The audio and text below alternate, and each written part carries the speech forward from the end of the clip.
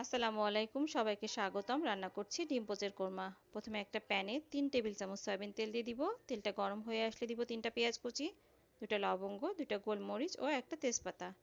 পেঁয়াজটা ভাজতে ভাজতে লাল হয়ে আসলে দিব 1 চা চামচ রসুন বাটা, 1 চা চামচ আদা বাটা। কিছুটা পানিও দিয়ে দিব যাতে মশলাটা পুড়ে না যায়। দিয়ে দিব হাফ চা চামচ হলুদের গুঁড়া, পরিমাণ মতো লবণ, 1 চা চামচ জিরা গুঁড়া, 1 চা চামচ ধনিয়া গুঁড়া, হাফ চা চামচ শুকনো মরিচের গুঁড়া। মশলাটা কষিয়ে নিব। পানিটা শুকিয়ে আসলে মশলাটা একপাশে সরিয়ে রেখে এক এক করে 5টা ডিম পোস্ট করে নিব একই পাত্রে। 5টা ডিম পোস্ট করা হয়ে গেলে দিয়ে দিব গুঁড়া দুধ ও লেবু রস মিশ্রিত 1 কাপ পানি। মশলাটার সঙ্গে ভালো করে মিশিয়ে নিব গুঁড়া দুধ আর লেবু রস মিশ্রিত পানি।